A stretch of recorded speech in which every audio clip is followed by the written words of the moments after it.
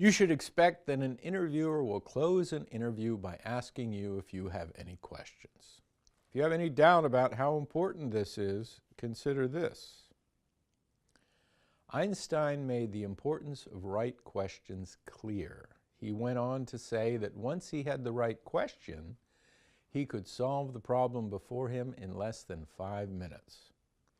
If you ask the right questions, and you'll learn how to do that in this module, you'll be able to solve your decision problem with clarity and foresight. First, let's get the obvious out of the way. An interview goes both ways. The interviewer wants to know whether you would be a good fit for the organization, but you need to find out whether the organization would be a good fit for you.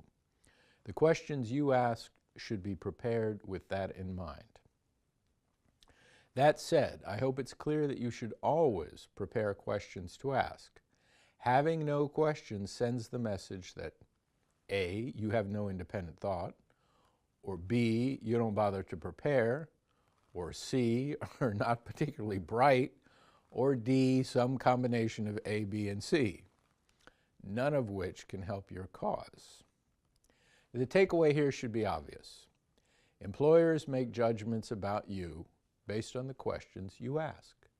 Do your questions reflect your research? Are your questions intelligent, thoughtful, cordial? Enough said. The overarching strategy you've learned in this specialization is to think about the hiring process from the hiring organization's point of view. The hiring organization uses the interview to evaluate your ability to do the job, your desire to do the job, and your likely fit in the organization.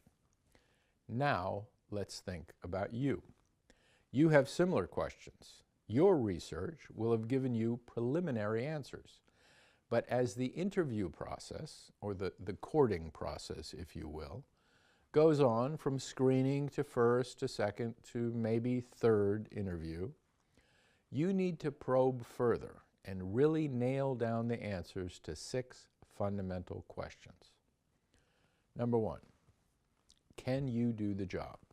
You have to be honest with yourself here. If the answer is no or anything less than a confident yes, beware. Bad decisions may make good stories, but I imagine you have enough stories already. Number 2, do you want to do the job? The organization may love you and want you, but you'd better be sure it's a job you want to do. Remember Steve Jobs' advice. The progressive mindset of the 21st century is to do what you enjoy doing and put your heart and soul into it. If that's not the case, and you plan to take the job anyway, at least be honest with yourself. Know why you're compromising. Number 3, does the job fit in with your long-range plans?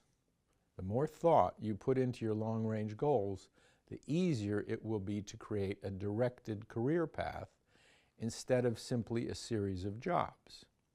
Now, as you grow and change, your goals may grow and change. That's part of life.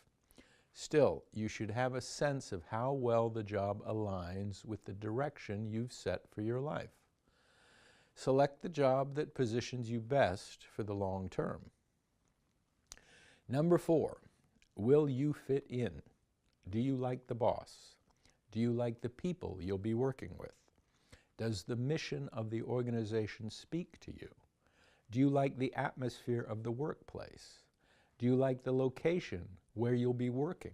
That's especially important if you're considering a relocation. Number 5, it's important to keep money in perspective, but you do have to live. As part of your research, you should have considered your financial needs. If the job won't cover them, you have a problem. Number 6, the salary offered might be great. The stock options could make you rich.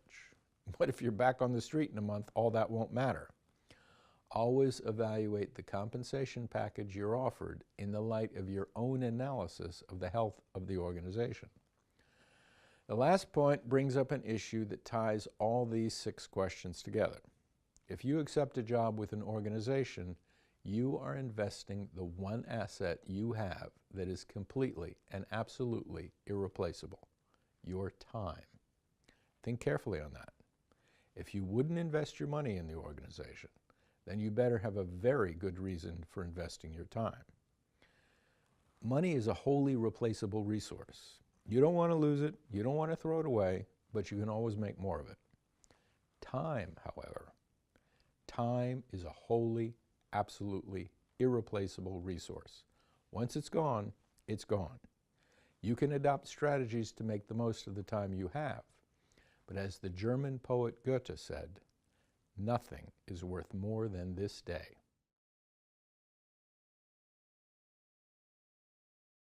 Once this day is gone, no power in the world, no amount of money, nothing will bring it back.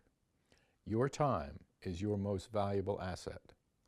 So if you wouldn't invest your money in the organization, then why would you invest your time? You might have a valid reason, but make it clear to yourself. If the organization is a publicly traded company, evaluate it like an investor. The company will have an investor relations representative who can tell you which brokers and analysts follow the stock. The analysts will have prepared a detailed report for investors. Call the broker, ask for a copy. It will be objective and give you great material to evaluate the company by. You'll also be able to use the insights to impress the interviewer. There's no set number of questions to ask. It depends on what you need to know. Some of your questions might be answered during the interview. It also depends on where you are in the interviewing process.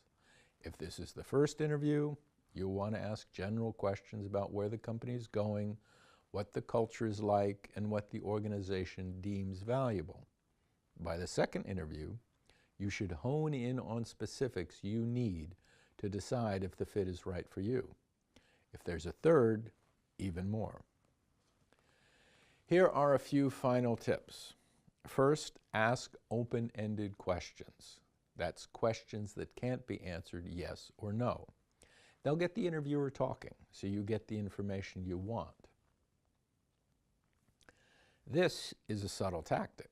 Just as you learn that in telling your stories you should make I statements, in asking questions, consider making we statements.